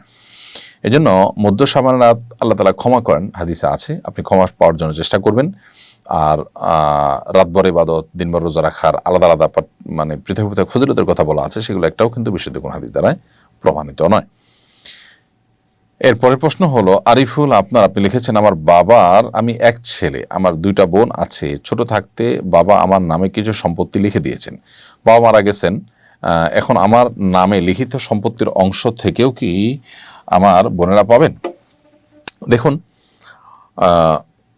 আপনার বাবা আপনাদের ছোট থাকতে যখন সম্পত্তি লিখে দিয়েছেন, যদি সমান হারে লিখে দিয়ে থাকেন সন্তানদের মধ্যে, তাহলে সেটা যথেষ্ট হয়েছে। আর যদি হেরফের করেন, কাউকে বেশি কাউকে কম দিয়ে গেছেন, কারোর প্রতি পার্সিয়ালিটি করেছেন, তাহলে সেক্ষেত্রে ওইটা দিয়ে এখন ব্যালেন্স করে সমান করতে হবে, বাস এটুকু। যদি সেটা না করে থাকেন, তিনি সমান হারে দিয়ে যান, জীবদ্দশায় উপহার হিসাবে দিলে সমান হারে দিবে, সেটা দিয়ে যদি তিনি যান, ইনশাআল্লাহ এখন আর আপনাদের ওইটা নিয়ে কিছুই করতে হবে না। এরপর প্রশ্ন হলো, আমরা জানি সব রাতে ভাগ্য নির্ধারণ হয়ে থাকে, কি আমল করলে আমার ভাগ্যে আল্লাহ তাআলা ভালো কিছু লিখে দিবেন? প্রিয় দর্শক, শবে বরাতে বা মধ্য শাবানের রাতে ভাগ্য নির্ধারণ করার কথাটি বিশুদ্ধ কোনো হাদিস দ্বারা প্রমাণিত নয়, বরং সূরা দুখান থেকে আমরা জানতে পারি আল্লাহ তাআলা লাইলাতুল কদরে মানুষের গুরুত্বপূর্ণ বিষয়গুলো ধার্য করে থাকেন। আল্লাহ বলেছেন, ফিহা ইউফরাকু কুল্লু আমরিন হাকিম, যে রাতে কোরআন নাজিল হচ্ছে সে রাতেই গুরুত্বপূর্ণ সব বিষয়গুলো ধার্য হয়ে থাকে। বিধায় একজন মুসলমান তিনি লাইলাতুল কদরে তার নসিব ভালো কিছু যেন হয়, সেজন্য তিনি সচেষ্ট থাকবেন। এর বাইরে শবে বরাত বা মধ্য শাবানের রাতে ভাগ্য নির্ধারণ হয়ে থাকে সারা বছরের, এই মর্মে হাদিস থাকলেও সেটি বিশুদ্ধ নয়। এরপর কথা হলো যে আমাদের ভাগ্যে বা আমাদের কপালে যেন ভালো কিছু লেখা হয়, তাকদিরে ভালো কিছু লেখা হয়, তার জন্য আমরা কি করব? উত্তর হলো ঈমান এবং তাকওয়া অবলম্বন করবেন। ঈমান এবং তাকওয়া অবলম্বন করলে আল্লাহ তাআলা এমনিতেই তার জীবনে বারাকা দিয়ে পরিপূর্ণ করে দিবেন। প্রত্যেকটা কাজ বিসমিল্লাহ বলে শুরু করলেন, সকালে কাজ শুরু করলেন, সকালে ঘুমিয়ে না থাকলেন, এগুলো জীবনে বরকত এনে দেয়, আপনার জীবনে কল্যাণ অনেক বেশি আপনাদেরকে এনে দিবে, ইনশাআল্লাহ তাআলা আমাদেরকে এনে দিবে। সেজন্য সেই কাজগুলো আমরা করতে পারি। এর পাশাপাশি দান সাদেকার মাধ্যমে মানুষের জীবনে বরকত আসে, উপার্জনে, আত্মীয় স্বজনের সাথে সুসম্পর্ক বজায় রাখলে, তাদের সাথে সম্পর্ক রক্ষা করে চললে, যে কোনো কাজ করবেন সর্বোচ্চ উত্তম উপায় আপনি করবেন, আন্তরিকতার সাথে করবেন, এগুলো সবগুলো আমাদের জীবনে বরকত নিয়ে আসে এবং প্রাচুর্য নিয়ে আসে, আমাদের নসিবে ভালো কিছু আসবে এগুলোর মাধ্যমে ইনশাআল্লাহ তাআলা। প্রিয় দর্শক, দেখতে দেখতে অনুষ্ঠানে আমরা মাঝামাঝি চলে এসেছি, সময় হয়েছে ছোট্ট একটি বিরতিতে যাওয়ার। বিরতির পর আমরা আবারও ফিরে আসছি, ইনশাআল্লাহ আমাদের সঙ্গেই থাকুন। কোরআন মানব জাতির মুক্তির সনদ, কোরআন আমাদের গাইডবুক, অথচ সমাজের খুব কম মানুষই কোরআন বোঝেন বা বোঝার চেষ্টা করেন। বছর জুড়ে কোরআন চর্চার লক্ষ্যে শুরু হলো আস-সুন্নাহ ফাউন্ডেশনের যাবৎকালের সর্ববৃহৎ প্রতিযোগিতা কোরআন বর্ষ। 2024 রমজান থেকে 2025 রমজান পর্যন্ত 6 ধাপে অনুষ্ঠিত হতে যাচ্ছে আল কুরআনুল কারীম পাঠ ও প্রতিযোগিতা। বিজয়ীদের জন্য থাকছে 3টি উমরা, 1টি কম্পিউটার, 5টি ব্যক্তিগত লাইব্রেরি, 6টি কিন্ডেল রিডার সহ 15 লক্ষ টাকার মূল্যবান সব পুরস্কার। আল্লাহ সুবহানাহু ওয়া তাআলা আমাদেরকে ভালো কাজে একে অন্যের সঙ্গে প্রতিযোগিতায় অবতীর্ণ হওয়ার নির্দেশ করেছেন। সুতরাং আসুন কোরআন চর্চার এই মহা আয়োজনে, কোরআনের এই বিশাল প্রতিযোগিতায় সামিল হয়ে নিজেদেরকে কোরআনের জ্ঞানে সমৃদ্ধ করি, জীবনকে করি কোরআনময়। পার্থিব এই সমস্ত মহামূল্যবান পুরস্কার জেতার পাশাপাশি আল্লাহ সুবহানাহু ওয়া তাআলার কাছ থেকে অফুরন্ত বিনিময় লাভের এই সুযোগটি যেন আমাদের কারোর হাতছাড়া না হয়। তাহলে আর দেরি নয়, শুরু করুন এখনই কোরআন বর্ষ, বছরব্যাপী কোরআন চর্চার এক অনন্য আয়োজন। বিরতির পর আবার আপনাদেরকে স্বাগতম জানাচ্ছি। আপনারা দেখছেন আস-সুন্নাহ ফাউন্ডেশন আয়োজিত সাপ্তাহিক প্রশ্ন উত্তরমূলক অনুষ্ঠান শরঈ সমাধান। বিরতির আগে অনেকগুলো প্রশ্নের উত্তর আমরা দিয়েছি। বিরতির পর আমরা অনেকগুলো প্রশ্ন দেখতে পাচ্ছি। এর মধ্যে একটি প্রশ্ন হলো, আপনার লেখা নতুন বই মাহে রমজানের 27 আমল, এই বইয়ের বিষয়বস্তু কি এবং এই 27 আমলের সবগুলোই কি সুন্নাহ দ্বারা সাব্যস্ত? প্রিয় দর্শক, মাহে রমজানের 27 আমল এই বইটি মূলত নবী করিম সাল্লাল্লাহু আলাইহি সাল্লাম রমজান মাসে যে সমস্ত আমলগুলো বিশেষভাবে করেছেন, করতে উদ্বুদ্ধ করেছেন বা কোরআন এবং হাদিসের আলোকে প্রমাণিত, সেই আমলগুলোর আলোকে এই বইটি আমরা সংকলন করেছি। বইয়ের কলাবর বৃদ্ধি করা যেত, বাণিজ্যিকভাবে বা কমার্শিয়ালভাবে বই একটু বড় হলে লাভজনক হয়, ভালো হয়, প্রকাশকরা পছন্দ করেন। কিন্তু আমি আসলে চেয়েছি যে রমাদান উপলক্ষে এক নজরে যাতে করে রমাদানের আমলগুলোকে আমরা দেখে নিতে পারি এবং আমাদের আমল করতে যেন সহজ হয়, আমরা যেন এটাকে বোঝা মনে না করি, সেজন্য খুব ছোট্ট কলে করে মাত্র 48 পৃষ্ঠা বইটা আমরা করেছি। আলহামদুলিল্লাহ বইটা ছেপে আসছে আমার হাতে আল্লাহর ফজলে। ভেতরে কাগজও একটু ভালো মানের কাগজ দেওয়া হয়েছে। আমাদের দোয়ার বইতে যে কাগজটা দেওয়া আছে হুবহু সেই কাগজটাই দেওয়া আছে, মানে নর্মাল যে কাগজ সাধারণত মানুষ দেয় তার চেয়ে একটু ভালো কাগজ। সেই সাথে আমরা যেটা বলেছিলাম যে চেষ্টা করেছি একটু সংক্ষেপে করার জন্য। প্রত্যেকটা আমলের 2 পৃষ্ঠার মধ্যে একটু সামান্য ব্যাখ্যা, যেটুকু না হলে না সেটুকু আমরা করেছি। আমরা চাইলে একদিন একটা আমল আমরা যদি পড়তে চাই তাহলে সেক্ষেত্রে পুরো আমলটা পড়তে আমাদের হয়তো 2 থেকে 2.5 মিনিট সময় লাগবে। আমরা মসজিদে, আমাদের বাসা বাড়িতে, আমাদের কর্মস্থলে, বিভিন্ন জায়গায় আমরা এই বইয়ের তালিম করতে পারি। প্রতিদিন একটা করে আমল এক একজন পাঠ করলেন এবং নিজেদের মধ্যে পর্যালোচনা করলেন। এই পাঠচক্র বা আপনার এই যে গ্রুপ স্টাডি, সেটা ইনশাল্লাহ আমাদের রমাদানকে অনেক বেশি অর্থবহ করে দিবে। আর রমাদানের শুরুতে বা রমাদান আসার আগেই বইটা যদি আমরা সংগ্রহ করি তাহলে সেক্ষেত্রে এই বইয়ের 27টি আমল আমরা নিমিষে পড়ে ফেলতে পারবো, ইনশাল্লাহ এক বসায় পড়ে ফেলতে পারবো। এটা আমাদের রমাদানকে অনেক বেশি সার্থক করে দিতে পারে ইনশাল্লাহ। আমরা রমাদান মানেই জানি হলো রোজা, তারাবি, সাহরি এবং ইফতার, এই 4টি বিষয়।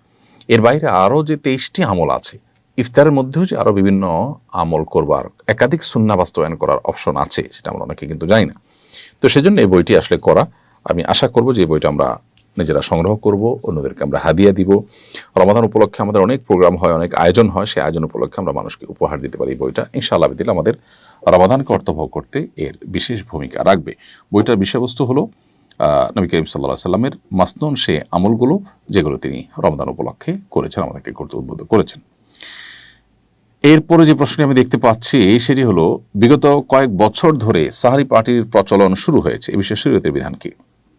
প্রিয় দর্শক, ইফতার কাউকে যদি আপনি অফার করেন, কাউকে ইফতার আয়োজন করেন, কারোর জন্য ইফতার হাদিয়া করেন, কাউকে ইফতার খাওয়ান, তাহলে তার বিশেষ ফজিলতের কথা আমরা জানি। সাহারি একটি খাবার, অন্য খাবারের মতো এই খাবারও মানুষকে দান করলে সব হয়, কিন্তু আলাদা করে এটি করবার জন্য অর্থাৎ সাহারি খাওয়ানোর জন্য বিশেষ কোনো নির্দেশনা নেই। দ্বিতীয় কথা হলো যে ভোর রাতের এই সময়টা ইবাদত এবং একান্ত আমলের সময়।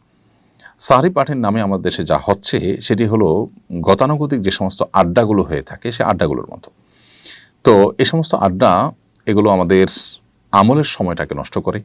এখানে আমরা ছেলে মেয়েদের পর্দাহীনতার সাথে তাদের যে মাখামাখি, সেটা আমরা দেখতে পাই। এর ফলশ্রুতিতে এটি নাজায়েজ হতে আসলে আর কোনো কিছুর প্রয়োজন হয় না। এ সকল উপাদানের কারণে এটি নাজায়েজ হয়ে যায়। সবচেয়ে বড় বিষয় হলো যে আমরা সাহারি পার্টির নামে যে ভোগ বিলাসে মত্ত হয়ে আমাদের রমাদানের ভোর রাতের মূল্যবান সময়টাকে আমরা নষ্ট করে ফেলছি। রমাদান বা সিয়াম আসলে যে জন্য এসে, যেটা তার বহু বিপরীত। তো সেজন্য এই প্রচলন আমাদের বন্ধ করা দরকার এবং এটাকে নিরুৎসাহিত করা উচিত। আপনি যদি মানুষকে সাহারি খাওয়াতে চান তাহলে বহু গরিব মানুষ আছেন, বহু নিম্ন মধ্যবিত্তের মানুষ আছেন যারা মানুষের কাছে হাত পাততে পারেন না। আবার দেখা যায় যে তাদের পুষ্টিকর খাবার দিয়ে একটু সাহারি খাবার ব্যবস্থা করবেন, বাচ্চাদের ফ্যামিলি লোকদের সে ব্যবস্থা করতে পারেন না। আপনি তাদের বাসায় কিছু মাছ, কিছু গোশ, কিছু বাজার করে পাঠিয়ে দেন, আপনি কিছু সাহারি পাঠিয়ে দেন। নিজেদের বন্ধুবান্ধবদেরকে নিয়ে রেস্টুরেন্টে বসে ভোর রাতে আড্ডাবাজি করা, এটা খুবই দুর্ভাগ্যজনক। আমাদের ইবাদতের একেবারে যে কোর জায়গাগুলো আছে সেগুলোকে আমরা এই আপনার আড্ডা এবং ভোগবিলাসে আমরা সেগুলোকে নষ্ট করে ফেলছি। ভোগবাদী এই পৃথিবীতে সব কিছুকে আমরা ভোগ করার মানসিকতা নিয়ে দেখার চেষ্টা করি, এটা আমাদের একটা দুর্ভাগ্যজনক বাস্তবতা। হালাল উপার্জনের গুরুত্ব নিয়ে আলোচনা করবেন প্লিজ। হালাল উপার্জনের গুরুত্ব নিয়ে যদি আলোচনা করতে যাই, আমরা বলবো যে আমাদের ইবাদত এবং আমাদের দোয়া কবুল হওয়ার জন্য হালাল উপার্জন থাকা পূর্ব শর্ত। একজন মানুষ ব্যক্তিগতভাবে যত আমলদারি হোক না কেন, উপার্জন যদি হারাম হয় তাহলে নবী সাল্লাল্লাহু আলাইহি ওয়াসাল্লাম হাদিস রয়েছে তার শরীর জাহান্নামে যাওয়ার জন্য অধিকতর উপযুক্ত। এজন্য নেকামল এর পরিমাণ বেশি করতে না পারলেও উপার্জন যেন হারাম না হয়, উপার্জন যেন হালাল থাকে, সে বিষয়ে আমাদের সচেষ্ট থাকতে হবে। আল্লাহ সুবহানাহু ওয়া তাআলা কোরআনে কারিমে নবী রাসূলদেরকে নির্দেশ করেছেন, ইয়া আইয়ুহার রাসূলু কুলু মিনাত তাইয়্যিবাত ওয়া আমালু সালিহা। কোরআনে কারিমের এই আয়াতে আল্লাহ বলেছেন, হে রাসূলগণ, তোমরা হালাল ভক্ষণ করো, এরপরে বলেছেন তোমরা নেকামল করো। তাহলে বোঝা গেল হালাল ভক্ষণ করার গুরুত্বটা সাধারণ নেকামল করার চাইতে কোনো অংশে কম নয়। তো সেজন্য আমাদের হালাল উপার্জনের ব্যাপারে সর্বোচ্চ সচেষ্ট থাকতে হবে। সাহরি ও ইফতারে কী ধরনের খাবার খাওয়া উচিত, এ বিষয়ে সুন্নাহ নির্দেশনা কি? সাহরি এবং ইফতার উভয় খাবারে যে কোনো স্বাস্থ্যসম্মত হালাল খাবার আপনি গ্রহণ করবেন, তবে সাহরি এবং ইফতার উভয়টিতেই খেজুর দিয়ে সাহরি করা বা খেজুর দিয়ে ইফতার করা সুন্নাহ। নবী সাল্লাল্লাহু আলাইহি সাল্লাম সাহরি সম্পর্কে বলেছেন, নি'মা সাহুল মুমিনি আত-তামর, ইমানদারের সবচেয়ে উত্তম সাহরি হলো খেজুর।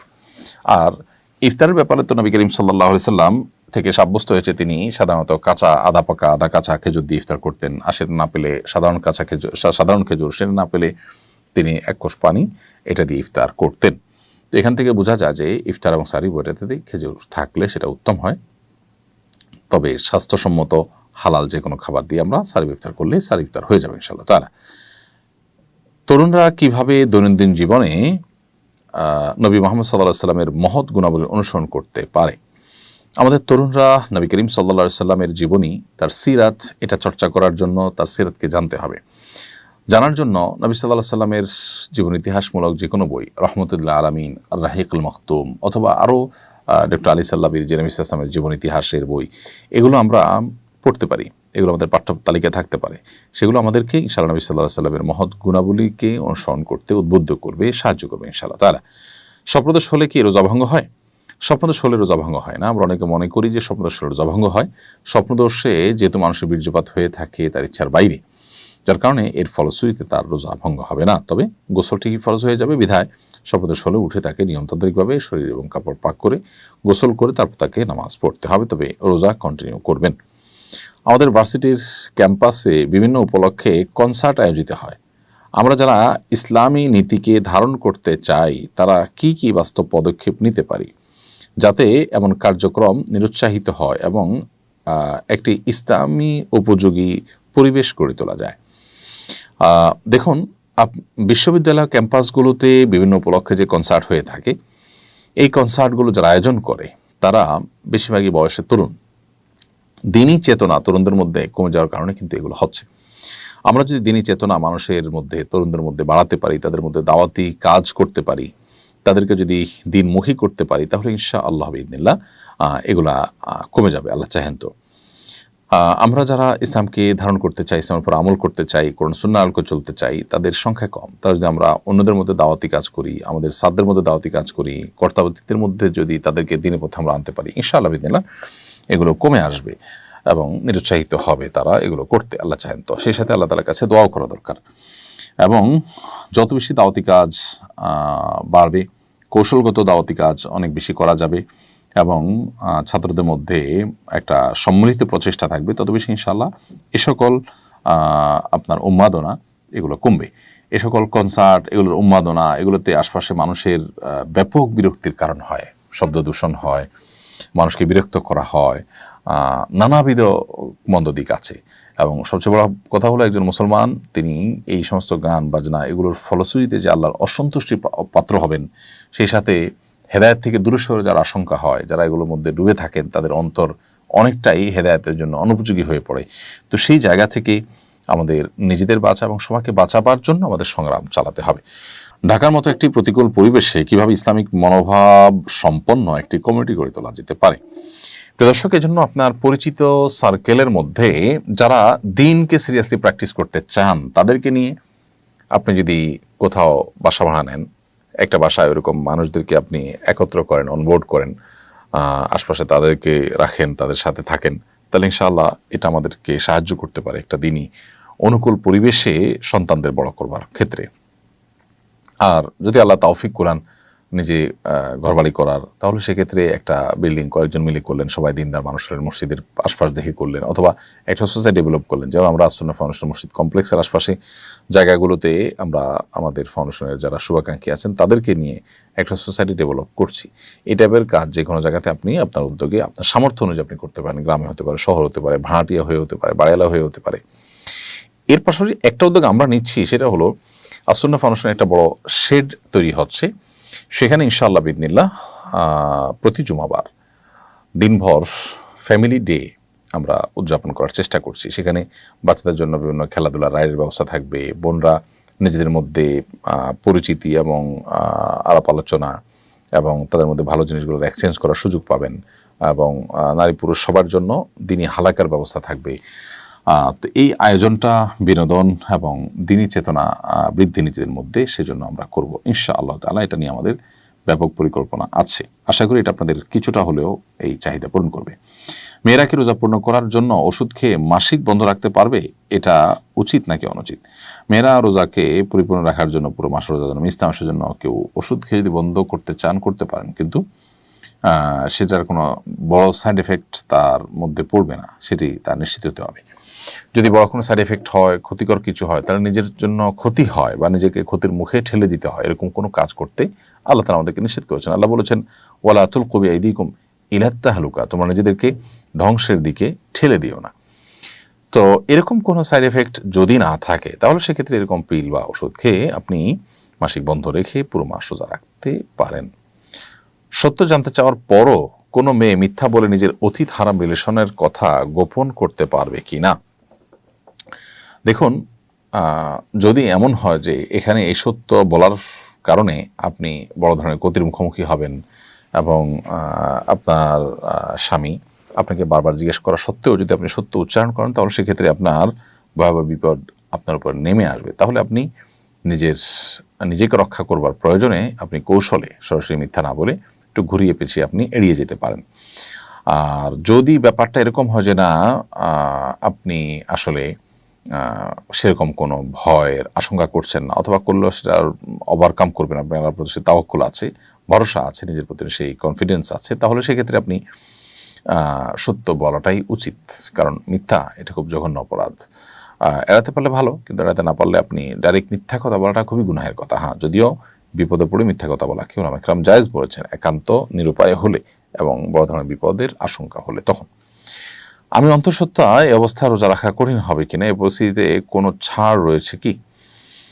প্রিয় বোন, আল্লাহ তাআলা আপনাকে পরিপূর্ণ শিফা দান করুন, আমরা দোয়া করি, এবং আপনার এই গর্ভখালাসের কাজটিকে আল্লাহ তাআলা সহজ থেকে সহজতর করে দিন।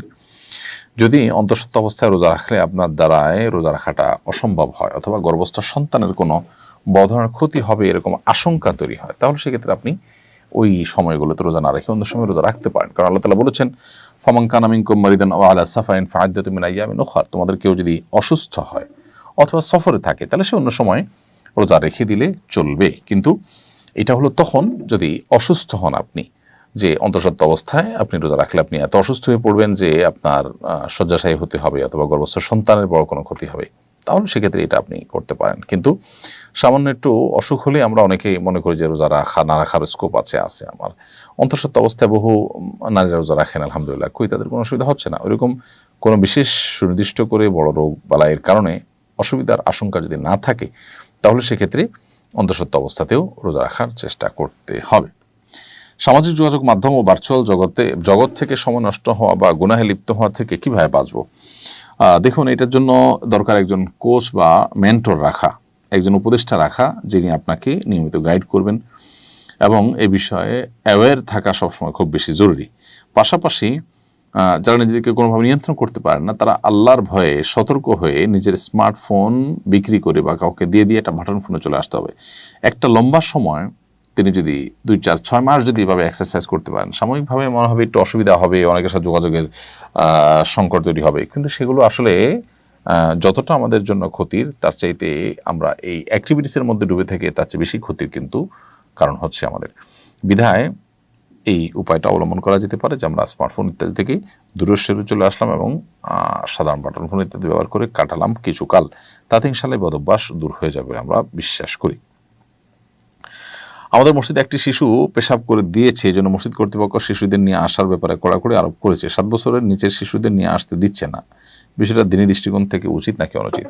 7 বছরের নিচের বাচ্চা তো আসলে নামাজ সম্পর্কে বোঝেও না। নবী সাল্লাল্লাহু আলাইহি সাল্লাম বলেছেন, মুরু আওলাদাকুম বিসসালাতি ওয়া হুম আবনাউ সাব'i সিনিন, বাচ্চাদের বয়স যখন 7 হবে তখন তাদেরকে নামাজের নির্দেশ করা, বিধায় তাদেরকে 7 বছর বয়সে মসজিদে আনবেন।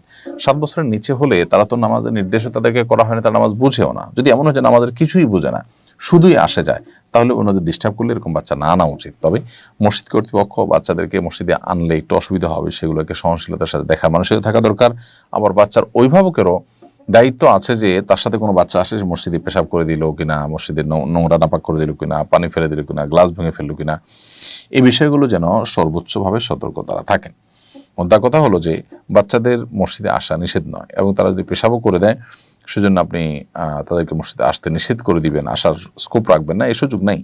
আমরা জানি নবী সাল্লাল্লাহু আলাইহি ওয়াসাল্লাম মসজিদে একজন বেদুইন এসে পেশাব করে দিয়েছিলেন। নবী সাল্লাল্লাহু আলাইহি ওয়াসাল্লাম এরপর থেকে বেদুইনদেরকে সবাইকে মসজিদে আসতে নিষেধ করেন নাই। সো আপনি কোনো বাচ্চা পেশাবের কারণে ঢালাভাবে সব বাচ্চাকে মসজিদে আসতে নিষেধ করবেন না। তবে হ্যাঁ, এটা ঠিক যে অতিরিক্ত ছোট বাচ্চা যারা আমাদের কিছুই বোঝে না, তাদেরকে আনলে যদি অন্যদের ডিস্টার্ব হয় তাহলে না আনাই উচিত, কারণ মসজিদে যে উদ্দেশ্যে আনবেন সেটা হাসিল হলো না, বরং ক্ষতি হলো। তো সেই ক্ষতিটা করা কিন্তু জায়েজ নয়। দুগ্ধপোষ্য শিশুর মায়ের জন্য রোজা রাখার ক্ষেত্রে কোনো শৈথিল্য আছে কিনা?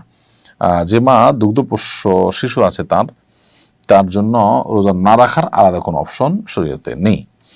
তবে ব্যাপারটা যদি এরকম হয় যে দুগ্ধপোষ্য সন্তান তিনি এই মায়ের দুধ ছাড়া অন্য কোনোটার উপর নির্ভরশীল না, বা অন্য কোনো দুধের ভালো কোনো ব্যবস্থাও নেই, এবং এই দুধ মা রোজা রাখলে শুকিয়ে যায়, এরকম অসুস্থ মা, এবং তাতে বাচ্চার কষ্ট হয়, মৃত্যু বা স্থায়ী রোগের আশঙ্কা হয়, এই রকম লেভেলের সমস্যা হলে তখন সেই দুগ্ধপোষ্য শিশুর মা তার জন্য রোজা না রেখে এই রোজাগুলো তার যখন স্বাভাবিক অবস্থা আসবে তখন রেখে দিলে আদায় হয়ে যাবে।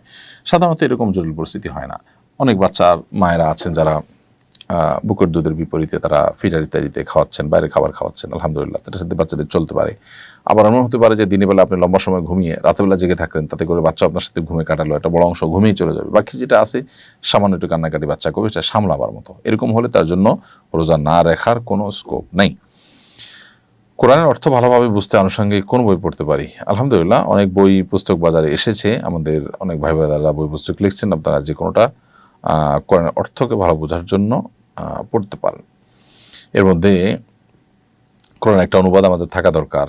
রমজান মাসে আমরা যে তারাবির নামাজে কোরআন তেলাওয়াত শুনি, প্রত্যেক পাড়ার সারসংক্ষেপ দেওয়া হয় যে তারাবির সালাতে কোরআনের বার্তা, এখানে প্রত্যেক পাড়ার নির্যাস আপনি পেয়ে যাবেন। এর মাধ্যমে আপনি কোরআনের অর্থ সহকারে পরিপূর্ণ কারণ বুঝতে না পারলেও কোরআন সম্পর্কে আপনাদের ভালো ধারণা তৈরি হয়ে যাবে ইনশাআল্লাহ তাআলা। অলসতা কাটিয়ে কিভাবে প্রোডাক্টিভিটি বাড়ানো যায়?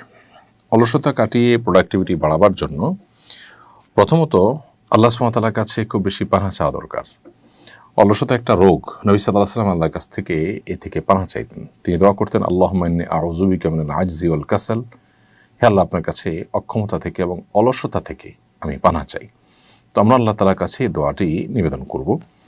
পাশাপাশি কর্মচঞ্চলতা, কর্মস্পৃহা বাড়াবার জন্য লাইফস্টাইলের মধ্যে বেশ কিছু পরিবর্তন আনা যেতে পারে। যেমন আমরা খুব কর্মচঞ্চল এবং খুব ব্যস্ত মানুষ, যাদের জীবনে মিশন ভিশন আছে, অ্যাক্টিভিটিস আছে, অনেক বেশি প্রোডাক্টিভ, সে মানুষগুলোর সান্নিধ্য, সংস্রব, তাদের সাথে উঠা বসা, এটা মানুষের অলসতা কাটাতে মানুষকে সাহায্য করে। সেই সাথে আমাদের খাবার দাবার, আমাদের ঘুম, এগুলো নিয়ন্ত্রণ করা, অতিরিক্ত খাবার, অতি ভোজন, এগুলো মানুষের শরীরের মধ্যে আলস্য নিয়ে আসে। এই বিষয়গুলো যদি পরিহার করা যায়, অলসতা কাটানো সম্ভব। আজকাল আমাদের প্রোডাক্টিভিটি কমার অন্যতম বড় কারণ হলো আমাদের স্মার্টফোনে বা সোশ্যাল মিডিয়াতে লাগামহীনভাবে আমরা ডুবে থাকাটা। আমরা যদি সেগুলোর ব্যবহারের মধ্যে একটা লিমিটেশন আনতে পারি, নির্দিষ্ট সময় ঠিক করি যে আমরা দিনের এই সময়টা লক করে দিলাম যে এটা আমি মোবাইলকে সময় দিব, এর বাকি সময়টা আমি মোবাইলে হাত দেব না পারতপক্ষে, তাহলে সেক্ষেত্রে অনেকটা প্রোডাক্টিভিটি বাড়ানো সম্ভব। রাতে তাড়াতাড়ি ঘুম, সকালে ভোর থেকে উঠে কাজে লেগে যাওয়া, এটাও প্রোডাক্টিভিটি বাড়ানোর জন্য অনেক বেশি ইফেক্টিভ একটি বিষয়। আমি একটি প্রাইভেট প্রতিষ্ঠানে চাকরি করি, এখানে অতিরিক্ত সময় কাজ করতে হয়। প্রতিষ্ঠান অতিরিক্ত ডিউটির বিপরীতে 30 টাকা প্রতি ঘন্টা মজুরি দেয়, অথচ একটা গার্মেন্টস ও শ্রমিককে এর চেয়ে বেশি মজুরি দেয়। আমার প্রতি আমার প্রতিষ্ঠান জুলুম করছে কিনা? প্রিয় দর্শক, আসলে আপনার প্রতিষ্ঠানে আপনি কী ধরনের কাজ করছেন না করছেন আমি জানি না। সবচেয়ে বড় কথা হলো যে আপনাকে কর্তৃপক্ষ অতিরিক্ত ডিউটির যে বিনিময় এটা জানিয়ে দিবেন, সেটা আপনি ভালো লাগলে করবেন, আর যদি আপনার না পোষা আপনি করবেন না। আর যদি আপনাকে অতিরিক্ত ডিউটি করতে বাধ্য করা হয় যে এইটা মূল্যে আপনাকে অতিরিক্ত ডিউটি করতেই হবে, তাহলে সেটা অবশ্যই আপনার প্রতি জুলুম। রোজা রাখার ক্ষেত্রে সাহরি খাওয়ার গুরুত্ব কতটুকু? সাহরি ছাড়া রোজা রাখলে রোজার কি পূর্ণতা থাকবে? সাহরি ছাড়াও রোজা রাখলে রোজা হয়ে যাবে, কারণ সাহরি খাওয়াটা রোজার জন্য ফরজ কিংবা ওয়াজিব না, সুন্নাহ। নবী সাল্লাল্লাহু আলাইহি ওয়াসাল্লাম বলেছেন, তাসাহহারু ফাইন্না ফিস সাহরি বারাকা, তোমরা সাহরির খাবার খাও, কারণ সাহরির খাবারের মধ্যে বারাকা রয়েছে। সেজন্য আমরা সাহরির খাবার গ্রহণ করার চেষ্টা করব। অল্প কিছু হলেও, সামান্য কিছু হলেও, একটু পানি হলেও পান করব সাহরি নিয়তে। কিন্তু যদি সাহরি ছাড়া আমরা রোজা রাখি, কেউ ভোর রাতে উঠলামই না, একসাথে ফজর নামাজ পড়লাম, রোজার নিয়ত করলাম, ইনশাআল্লাহ এতেও রোজা হয়ে যাবে। নারীরা কি মাহরাম ছাড়া হজ বা উমরা করতে যেতে পারে? নারীরা হজ বা উমরা তো সাধারণ অবস্থাতে করতে পারবেনই, কিন্তু তাদের সাথে তাদের মাহরাম পুরুষ থাকতে হবে। কেন মাহরাম পুরুষ থাকতে হবে? কারণ হজ বা উমরা এটা সফর করে আদায় করতে হয়। যদি কেউ মক্কাতে থাকেন, এমন অবস্থায় থাকে যেখানে আসলে সফর কোনো দূরত্ব না, তিনি যদি মাহরাম ছাড়াও হজ করে ফেলতে পারেন, তার হজ জায়েজ আছে। তারপরেও মাহরাম সাথে থাকা অবশ্যই উত্তম, তার নিরাপত্তা এবং সার্বিক তার প্রাইভেসি মেনটেন করার জন্য। আর সফর করে যেহেতু আমাদের বেশিরভাগ মানুষকে হজ করতে, উমরা করতে যেতে হয়, তো সফরের ক্ষেত্রে শরিয়ার কমন নির্দেশনা রয়েছে। নবী সাল্লাল্লাহু আলাইহি ওয়াসাল্লাম বলেছেন, লা তুসাফিল মারআতু ইল্লা মা'a জি মাহরামিন, কোন নারী মাহরাম ছাড়া সফর করতে পারবে না। এখানে সফর করতে যে নিষেধাজ্ঞা দেওয়া হয়েছে মাহরাম ছাড়া নারীকে, সেটা হলো এই কারণে যে নারী মাহরাম ছাড়া একাকী সফর করলে কোথাও হঠাৎ অসুস্থ হয়ে পড়লে তিনি কী করবেন? আমরা একবার সম্ভবত সুইডেনের একটি জায়গায় একটা ভালো বড় লেক আছে, যে লেকটা বেশ পুরাতন, বোধহয় রেইনফল বলা হয়। এই লেকের ওখানে দেখেছি এক বাংলাদেশি দম্পতি, তারা গিয়েছেন ঘুরতে, হঠাৎ করেই ভদ্রমহিলা অসুস্থ হয়ে পড়লেন এবং একেবারে নাক দিয়ে রক্ত পড়া শুরু হয়ে গেল এবং তিনি পড়ে গেলেন ফ্লোরে। প্রচণ্ড ঠান্ডা সেখানে, ওই অবস্থায়। তো তার স্বামী সাথে ছিলেন, স্বামী তাকে তাড়াতাড়ি করে মাথা তার কোলে নিলেন এবং সেবা শুশ্রূষা করছেন, দেখভাল করছেন। এই যে কাজটা, যতক্ষণ পর্যন্ত অ্যাম্বুলেন্স না আসছে, চিকিৎসাকর্মীরা না আসছে, ততক্ষণ পর্যন্ত তাকে যে সেবাটা দেওয়া, এটা এই ভদ্র মহিলার সাথে তার যদি মাহরাম পুরুষটা না থাকতেন সেখানে, ওইটা এমন একটা জায়গা যে আমরা কয়েকজন পুরুষ লোক যারা সেখানে গেছি, একটু আমরা দেরিতে গেছিলাম, যার কারণে সন্ধ্যার পরে ছিল সময়টা এবং মানুষজন ছিল না, আমরা ছাড়া সেখানে আর কেউই ছিল না। এই ভদ্র মহিলা যদি একাকী থাকতেন কিংবা অন্য নারীর সাথে থাকতেন, তাহলে অনেক কাজই তার জন্য জটিল হতো। তো এই জন্য আসলে মাহরাম পুরুষ সাথে থাকার কথা বলে, এটা মানে নিরাপত্তার জন্য শুধুমাত্র। এই জন্য হজ এবং উমরা মাহরাম পুরুষ সাথে নিয়ে তাকে করতে হবে। যদি মাহরাম পুরুষ যাওয়ার মতো না থাকে, তারপর হজ উমরা করা আবশ্যকই হবে না। আর যদি মাহরাম পুরুষ ছাড়া কেউ হজ উমরা করে ফেলেন, আদায় হয়ে যাবে, কিন্তু গুনাহগার হবেন। বেশিরভাগ পারফিউমে অ্যালকোহল মেশানো থাকে, এসব পারফিউম ব্যবহার করে নামাজ পড়লে নামাজ হবে কিনা? প্রথমত এই অ্যালকোহল যেটা থাকে, এটা পাক না পাক নিয়ে ওলামাদের মধ্যে নানামুখী বক্তব্য রয়েছে। দ্বিতীয় কথা হলো যে এটা বাষ্প হয়ে চলে যায়। এই জন্য নামাজের ঠিক আগ মুহূর্তে না লাগিয়ে কিছুক্ষণ আগে লাগালেন, একটু গ্যাপ হয়ে গেল, তারপর আপনি নামাজ পড়লেন, এই সারা নামাজ হয়ে যাবে, কোনো অসুবিধা নেই। আর বিশুদ্ধ মত অনুযায়ী এটা আমাদের পবিত্রতার ক্ষেত্রে কোনো প্রকার ছেদ ফেলবে না, অর্থাৎ এটা ব্যবহার করতে পারবেন।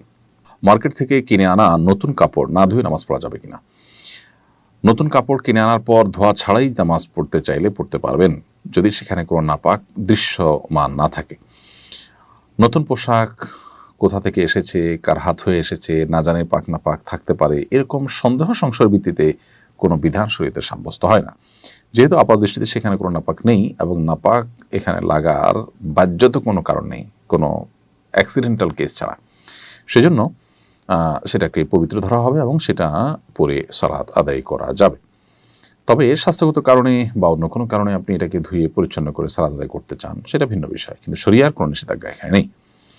রমজান মাসে মাঝে মধ্যে সাহরির ওয়াক্ত শেষ হয়ে যাওয়ার 1-2 মিনিট পরেও খাবার খাওয়া হয়ে যায়, এটি কি রোজা হবে? সাহরির ওয়াক্ত শেষ, ফজর ওয়াক্ত শুরু, এই ফজর ওয়াক্ত শুরু হওয়ার পর যদি আপনি সাহরি খান, অল্প স্বল্প খান, তাতেও ওই রোজাটি হবে না এবং এই রোজা আপনাকে পরে রেখে দিতে হবে। আর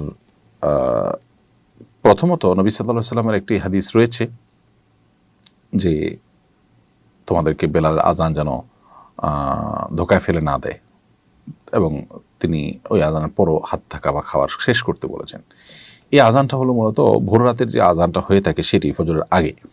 ফজরের ওয়াক্ত হওয়ার পর যে আজান, সেই আজানের পর আর খাবারের কথা নবী সাল্লাল্লাহু আলাইহি ওয়াসাল্লাম বলেছেন কখন, এরকমটি জানা যায় না। আর কোরআনে আল্লাহ তাআলা বলেছেন যে কুলু ওয়াশরাবু হাত্তা ইয়াতাবায়ানা লাকুমুল খাইতুল আবিয়াদু মিনাল খাইতিল আসওয়াদি মিনাল ফাজর, তোমরা পানাহার করো, সাহরির খাবার খাও যতক্ষণ পর্যন্ত সাদা আভা এটা প্রকাশিত না হয়ে না যায়। তো ফজর ওয়াক্ত শুরু হয়ে যাওয়া মানে সাদা আভা প্রকাশিত হয়ে যাওয়া, তো এরপরে আর খাওয়া যাবে না, কারণ আয়াত কিন্তু আমাদেরকে নিষেধ করেছে।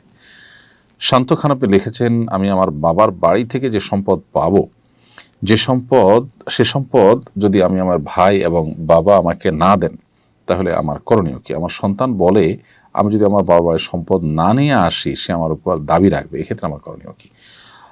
সম্ভবত কোনো বোন আইডি থেকে প্রশ্ন করেছেন। এই প্রশ্নের উত্তর হলো যে আপনার সন্তানের এই কথা বলার কোনো রাইট নেই। আপনি আপনার বাবার বাড়ি থেকে সম্পদ না আনলে সে আপনার পরে কি দাবি রাখবে? দাবি রাখার কোনো রাইট বা অধিকার তার নেই।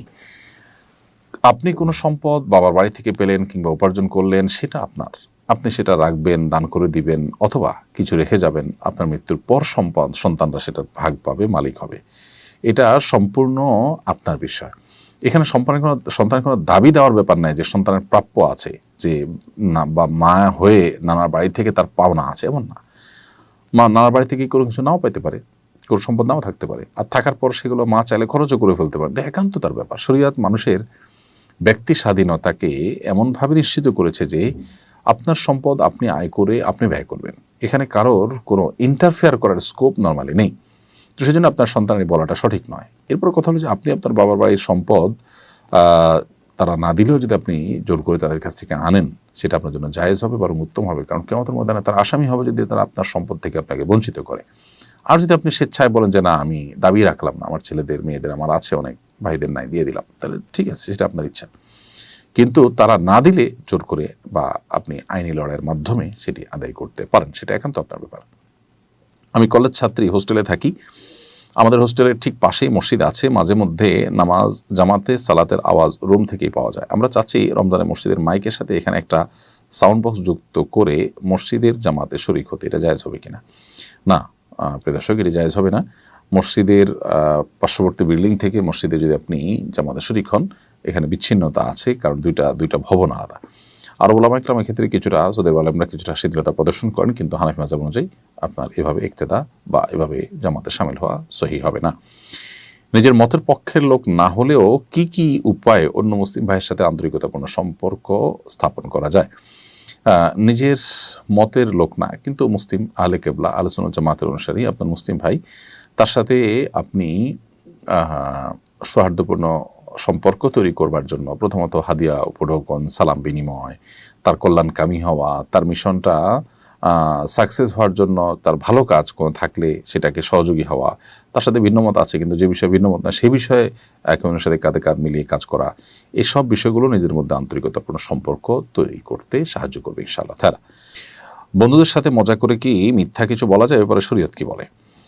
আমাদের তরুণদের অনেকের মধ্যে এই ব্যাধিটি বেশ মারাত্মকভাবে দেখা যাচ্ছে যে রসিকতা করে মিছামিছি তারা অসত্য কথা বলছেন, মিথ্যা কথা বলছেন এবং মনে করছেন যে এটা পার্ট অফ বিনোদন, এটা তো সিরিয়াস না, তাহলে গুনাহ হবে না। অথচ মিথ্যা এতটা ভয়াবহ অপরাধ, এত বড় গুনাহ যে সিরিয়াসলি মিথ্যা বলা তো গুনাহ বটেই, পাশাপাশি কেউ যদি রসিকতা করে দুষ্টমির ছলেও মিথ্যা বলেন সেটাও কিন্তু গুনাহ এবং কবিরা গুনাহ। এই জন্য নবী করিম সাল্লাল্লাহু আলাইহি ওয়াসাল্লাম বলেছেন, আনা যাইবুন বিবাইতিন ফি ওয়াসাতিল জান্নাহ লিমান তারাকাল কিযবা ওয়া ইন কানা মাযিহান, যে ব্যক্তি মিথ্যা কথা পরিহার করবে, হোক সেটা দুষ্টমি করে, রসিকতা করেও যে মিথ্যা কথা বলবে না, সে ব্যক্তির জন্য নবী সাল্লাল্লাহু আলাইহি ওয়াসাল্লাম জান্নাতের সেন্টার পয়েন্টে একটি প্রাসাদ আল্লাহর কাছ থেকে পাইয়ে দেওয়ার দায়িত্ব দিয়ে নিয়েছেন। এই জন্য মিথ্যা সর্বাবস্থা পরিত্যাজ্য, হোক সিরিয়াসলি হোক সেটা দুষ্টমি করে আপনার বিনোদনের চলে। রসিকতা করে ইমানদার মুসলিম একজন মানুষ তিনি মিথ্যা কথা বলবেন না। একটু ঘুরিয়ে বলা, যেটা সরাসরি মিথ্যা নয়, সেটা ভিন্ন বিষয়, কিন্তু যেটা একেবারে ডাইরেক্ট মিথ্যা, সরাসরি মিথ্যা, যেটা একেবারে কাটা মিথ্যা, সেরকম কোনো মিথ্যা কথা বলা জায়েজ নাই, এমনকি রসিকতার ছলেও। সেই জন্য কিন্তু গুনাহগার হতে হবে, আল্লাহর কাছে জবাবদিহি করতে হবে। আল্লাহ আমাদেরকে বোঝার তৌফিক দান করুন। প্রিয় দর্শক, দেখতে আমরা অনুষ্ঠানের একেবারে শেষ প্রান্তে চলে এসেছি, সময় হয়েছে আমাদের বিদায় নেওয়ার। আমরা যে সমস্ত কথা শুনলাম, জানলাম, বুঝলাম, আল্লাহ তাআলা আমাদের সবাইকে আমল করার তৌফিক দান করুন। হাযা মা ইনদি ওয়াল ইলমু ইনদাল্লাহ ওয়া জাযাকুমুল্লাহু খাইরান। আসসালামু আলাইকুম ওয়া রাহমাতুল্লাহি ওয়া বারাকাতুহু। আসুন্নাহ ফাউন্ডেশন, উম্মার স্বার্থে